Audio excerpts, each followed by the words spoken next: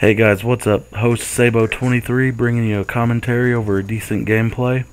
I ended up 80-11 in this game, and I'm going to say it's kind of a habitual thing that I've started off doing, is I've started off going kind of bad. Like before the host migrates in this one, I go 9-5, which I mean, it's not too terribly awful, but people are like, oh my god, you didn't go 50-0. So it's kind of a thing that I have going on right now, which I don't understand, but I'm sure some of you have noticed because in every video I start off doing bad. But that's the story behind this. I put it in here because I had my tryhard pants on. But Sabo, you're using the Chicom. How do you have your tryhard pants on? Trust me, when you see on my right hand side my score streaks are Orbital, VTOL, Swarm, or Dogs, then I've got the tryhard pants on. And if you want your tryhard pants on with the Chicom, the best setup you can have on the gun itself, in my opinion, is the silencer, the select fire, and quick mags. I put quick mags on just about everything. The DLC just came out yesterday for the Peacekeeper. The first thing I put on it was fast mags as soon as I got it unlocked. But that's the quick background on the gameplay here. Like I said, starts off slow, but it does build up. The story for today, I'm going to make a series out of it, I believe, if I have enough childhood memories to tell you guys about, is Childhood Memories Part 2. And what I'm going to be talking about today is the video games that I played as a child. Now, I was a little too old to start off with the Atari.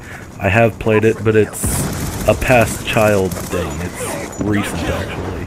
But the very first games I played were Mario on the original Nintendo. That was my favorite game as a kid. Anytime I turned on the Nintendo, turn on the little button, insert the cartridge, it was Mario. It's just always fun. Even though you didn't save, you always start off on the same level. Goomba coming at you, jump on it, smash it, jump up, get the mushroom. And as a kid, it was just a blast.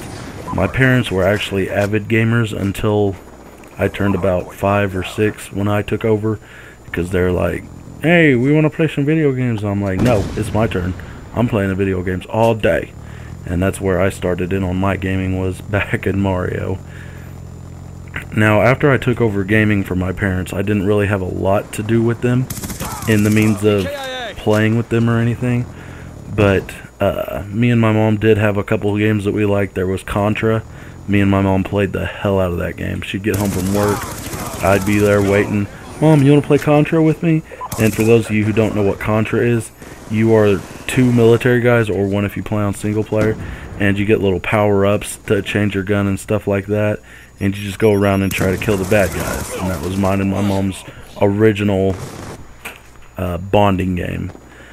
After about that, I went on to the Super Nintendo. Not many games I really remember from that.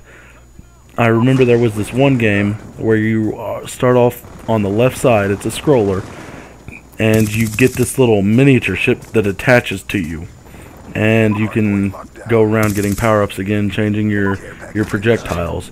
I can't remember the name of that game, but it was pretty fun. Like I said, I can't remember the name of it. My editor's mouthing the word Galaga sound familiar to any of you, but that was my most memorable one from Super Nintendo. Now, I did play a bunch of others, like again Mario. I played the Super Mario World or something like that. It was okay. I didn't like the fact that it was so spread out. Like, you choose which little miniature world you go to instead of just straight world 2-1, 2-3, 2-4. But it's still Mario. Mario's a classic. Mario's gonna stick around as long as the Nintendo sticks around. That's their bread and butter. But after the Super Nintendo, moved on up through the line. Now, I've never had a console. The day it came out, I'm always a little bit behind, but I did get the Sega Genesis. That was my next console, and there was quite a few games I played on it. The most memorable game that I played was actually Sonic the Hedgehog, and again, that was one of my mom and my bonding games. We would take turns going through the levels, and then Dr. Egbert would come and I couldn't beat it because I was a little kid, and I'm like, hey mom, can you beat Dr. Egbert for me? And she beat it. I'd go through the next level and just get to the boss. If I couldn't beat the boss, then I let her play. But that game was just, I don't know why it was so cool for me, but I just absolutely enjoyed it to the max. I beat it 2 or 3 times with my mom, and that's the only game we really played on Sega.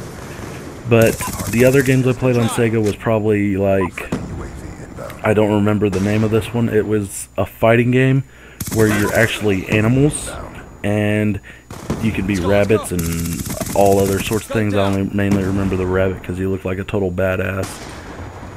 But I also played on the Genesis Mortal Kombat. A lot of people like that game. It was my first experience. I was a little sheltered. I wasn't intensely allowed to play it because of all the blood and gore. It was quite gory, still is quite gory.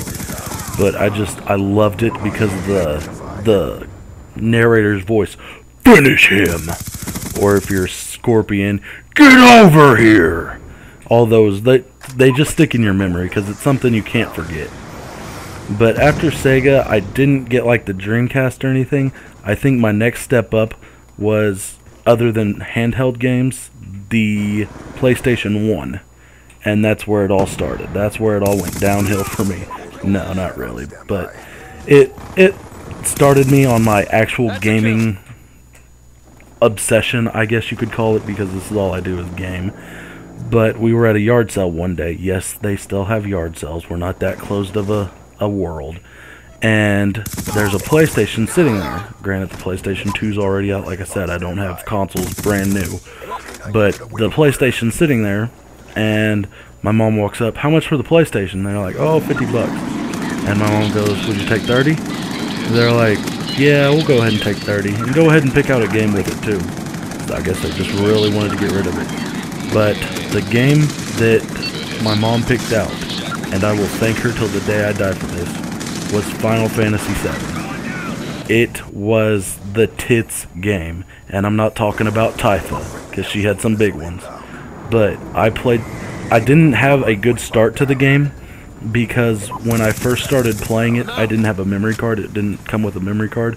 So I got through the first boss, died, and did it all over again, trying to get a little bit further. And I was like, Mom, I can't do this. Need a memory card. But that is by all means my favorite, if not second favorite, Final Fantasy game they made. The only one that would possibly top it was Final Fantasy X. And that game we'll talk about in a second. But PlayStation 1, I didn't have a lot of diversity in, because I didn't have it too long compared to like my before I got my PS2 and stuff like that. But Final Fantasy was the main game I played on it. I can't think of any others off the top of my head. But after that, the PlayStation 2 came out. I got Final Fantasy 8, 9, and 10. I think 8 might have actually been on the PlayStation 1. That's another game I played. But since about 10, I've really slowed down on the Final Fantasies because they're not as good as they used to be. But then PlayStation 3 came out. First game I got was World at War. World at War. Then I got Warfare 2. I don't think I got the one between Warfare and Warfare 2, if there was one. I don't remember. And then I got Black Ops. Dominated that game, and so on. But that's my story for you guys. Enjoy.